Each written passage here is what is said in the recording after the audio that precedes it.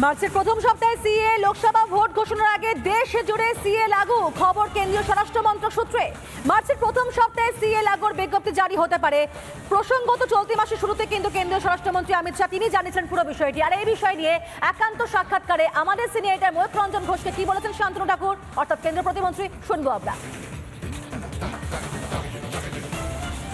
এখানে যে পয়েন্টটা রাখা হয়েছে আমাদের সিএতে, যে যারা পাকিস্তান, আফগানিস্তান এবং বাংলাদেশ থেকে যারা ধর্মীয় কারণে নিপীড়িত হয়ে এসছে তাদেরকে এই ভারতবর্ষের নাগরিকত্ব দেবার আইন, এটা কারো আইন ছিনিয়ে নেওয়ার নয়।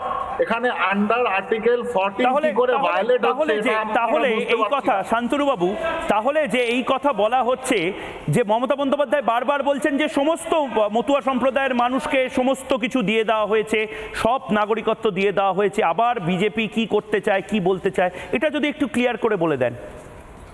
দেখুন, এটা তো সিম্পল ম্যাটার। যদি সিএ অর্থাৎ সিটিজেনশিপের ম্যাটারটা যদি এত ইজি হতো, এত ক্লিয়ার হতো, তাহলে প্রিভিয়াস যে কংগ্রেস গভর্নমেন্ট ছিল, ইউপিএ গভর্নমেন্ট, তাদেরকে এতবার কেন অ্যামেন্ডমেন্ট করতে হয়েছে?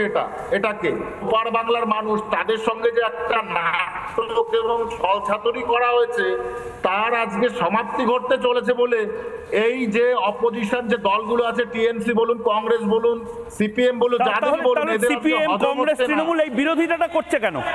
এই বিরোধিতাটা করছে কেন? এদের হজম হচ্ছে না যে এদের দ্বারা তো এটা সলিউশন হলো না। ভারতীয় জনতা পার্টির সরকার এটাকে সলিউশন করে দিচ্ছে, তো অটোমেটিক্যালি এদের পেটের ভাত হজম হবে না, বদহজম তো হবে এদের। আমি সমস্ত সংখ্যালঘু ভাইদের বলতে চাই, যে আইন হয়েছে, এই আইনে কোনোভাবে ভারতবর্ষ থেকে সংখ্যালঘু ভাইদের কোনোভাবে সিটিজেনশিপ যাওয়ার কোনো জায়গা নেই। কারণ এই আইন সম্পূর্ণভাবে ভারতবর্ষে সিটিজেনশিপ দেবার আইন, এটা সিটিজেনশিপ নেবার আইন নয়। দেখুন, আপনারা যে খবর পাচ্ছেন আমাদের কাছেও সেই খবর আছে। ভোটের আগে ইমপ্লিমেন্টেশন হচ্ছে। আমি একটা মানে ঘুড়ি ছেড়ে দেখেছিলাম 7 দিনের একটা টোপ দিয়ে, যে অন্যান্য দলগুলোর মধ্যে কি মাতলামো তৈরি হয় কিনা বা ব্যতিক্রম কোনো কিছু তৈরি হয় কিনা, সেটা কিন্তু অলরেডি হয়ে গেছে, আমরা দেখতে পেরেছি। অতএব এটা নিয়ে আর জোড়াজুড়ি করে লাভ হবে না। আপনারা আগামী অচিরেই খুব শীঘ্রই এই সিএ লাগু হতে চলেছে পুরো ভারতবর্ষ জুড়ে। যেটা আমি বলেছিলাম সেটা পুরো ভারতবর্ষ জুড়ে লাগু হবে সিএ, এবং তার ইমপ্লিমেন্টেশন মানুষের পক্ষে হবে। মানুষের যাতে কোনো রকম তাদের যাতে কোনো সমস্যা না হয় যারা ওপার থেকে এসেছেন। এর আগে সিএ নিয়ে একই দাবি করেছিলেন আর এক কেন্দ্রমন্ত্রী। 27 ফেব্রুয়ারি জানতে চাই বাংলা অনুষ্ঠানে আমাদের সিনিয়র এডিটর স্বর্ণালী সরকারকে কি বলেছিলেন নিশীথ প্রামাণিক, শুনবো। অবাধে অনুপ্রবেশ হচ্ছে। শেখ শাহজাহান রীতিমতো রোহিঙ্গা ক্যাম্প বসিয়ে রেখেছেন, যেটা খবর পাচ্ছি আমরা। বিএসএফ প্রপারলি কাজ করতে পারছে না, যেটা আপনারা বলছেন। সরকার জমি দিচ্ছে না, অতএব সেভাবে ক্যাম্প রেডি করা যাচ্ছে না।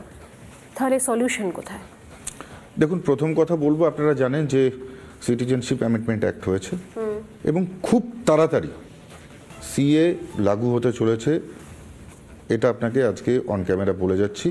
বিভিন্নভাবে যারা ধর্মীয়ভাবে প্রতারিত হয়ে সেই দেশের সংখ্যালঘু হয়ে যারা এসে ভারতবর্ষে আশ্রয় নিয়েছে, তাদেরকে নাগরিকত্ব, যারা এখন পর্যন্ত পায়নি তাদেরকে নাগরিকত্ব দেওয়া হবে।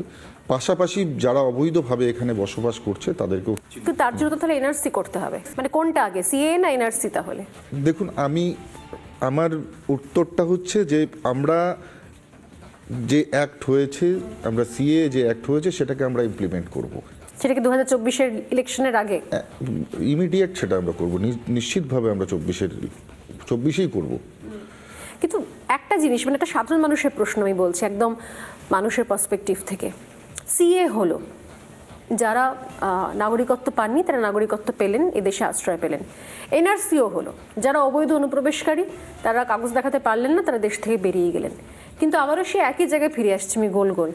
যদি বর্ডারগুলোকে সিকিউর না করা হয়, তাহলে যারা এনআরসির জন্য বেরিয়ে গেলেন তারা যে আবার পরের মাসে টুকুস করে ঢুকে পড়বেন না, তার কি গ্যারেন্টি রয়েছে? এই সরকারের পরিবর্তন হলে, ভারতীয় জনতা পার্টির সরকার যদি পশ্চিমবঙ্গে প্রতিষ্ঠিত হয়, নির্দিষ্টভাবে বাংলার সমস্ত সীমানা যেখানে যেখানে আনফেন্সড রয়েছে প্রত্যেকটা জায়গায় ফেন্সিং হবে, এবং পাশাপাশি ইনফিল্ট্রেশন 100% সেখানে বন্ধ হবে। এটা আপনাকে আজকে অন ক্যামেরা বলে দিলাম।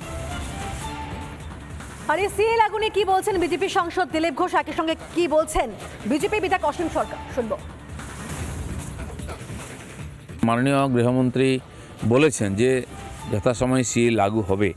তিনি আইন এনেছেন, পাশ করিয়েছেন, পুরো তৈরি করেছেন, রুলও তৈরি করেছেন। তো তার উপরে ভরসা রাখা উচিত। যখন বলেছেন লাগু হবে, এখন কবে লাগু হবে সময় বলে দেবে। তৃণমূলের সমস্ত অপপ্রচারের অবসান ঘটিয়ে অতি সত্বর সিএএ লাগু হতে চলেছে।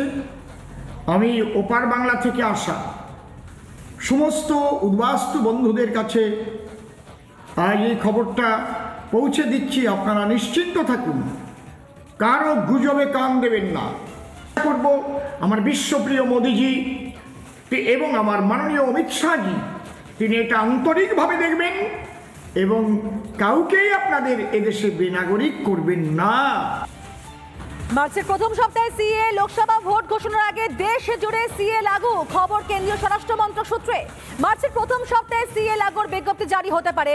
প্রসঙ্গত চলতি মাসের শুরুতে কিন্তু কেন্দ্রীয় স্বরাষ্ট্রমন্ত্রী অমিত শাহ তিনি জানিয়েছেন পুরো বিষয়টি। আর এই বিষয় নিয়ে একান্ত সাক্ষাৎকারে আমাদের সিনিয়র ময়ূখ রঞ্জন ঘোষকে কি বলেছেন শান্তনু ঠাকুর অর্থাৎ কেন্দ্রীয় প্রতিমন্ত্রী, শুনবো আমরা। এখানে যে পয়েন্টটা রাখা হয়েছে আমাদের সিএতে, যে যারা পাকিস্তান, আফগানিস্তান এবং বাংলাদেশ থেকে যারা ধর্মীয় কারণে নিপীড়িত হয়ে এসছে তাদেরকে এই ভারতবর্ষের নাগরিকত্ব দেবার আইন, এটা কারো আইন ছিনিয়ে নেওয়ার নয়। এখানে আন্ডার আর্টিকেল 14 কি করে ভায়োলেট হচ্ছে। তাহলে এই কথা শান্তনু বাবু, তাহলে যে এই কথা বলা হচ্ছে যে মমতা বন্দ্যোপাধ্যায় বারবার বলছেন যে সমস্ত মতুয়া সম্প্রদায়ের মানুষকে সমস্ত কিছু দিয়ে দেওয়া হয়েছে, সব নাগরিকত্ব দিয়ে দেওয়া হয়েছে, আবার বিজেপি কি করতে চায়, কি বলতে চায়, এটা যদি একটু ক্লিয়ার করে বলে দেন। দেখুন, এটা তো সিম্পল ম্যাটার। যদি সিএ অর্থাৎ সিটিজেনশিপের ম্যাটারটা যদি এত ইজি হতো, এত ক্লিয়ার হতো, তাহলে প্রিভিয়াস যে কংগ্রেস গভর্নমেন্ট ছিল, ইউপিএ গভর্নমেন্ট, তাদেরকে এতবার কেন অ্যামেন্ডমেন্ট করতে হয়েছে এটাকে? ওপার বাংলার মানুষ, তাদের সঙ্গে যে একটা নাটক এবং ছলছাতুরি করা হয়েছে, তার আজকে সমাপ্তি ঘটতে চলেছে বলে এই যে অপোজিশন যে দলগুলো আছে, টিএমসি বলুন, কংগ্রেস বলুন, সিপিএম বলুন, যাদের বলুন, সিপিএম, কংগ্রেস, তৃণমূল এই বিরোধিতাটা করছে কেন? এই বিরোধিতাটা করছে কেন? এদের হজম হচ্ছে না যে এদের দ্বারা তো এটা সলিউশন হলো না। ভারতীয় জনতা পার্টির সরকার এটাকে সলিউশন করে দিচ্ছে, তো অটোমেটিক্যালি এদের পেটের ভাত হজম হবে না, বদহজম তো হবেই এদের। আমি সমস্ত সংখ্যালঘু ভাইদের বলতে চাই, যে আইন হয়েছে এই আইনে কোনোভাবে ভারতবর্ষ থেকে সংখ্যালঘু ভাইদের কোনোভাবে সিটিজেনশিপ যাওয়ার কোনো জায়গা নেই। কারণ এই আইন সম্পূর্ণভাবে ভারতবর্ষে সিটিজেনশিপ দেবার আইন, এটা সিটিজেনশিপ নেবার আইন নয়।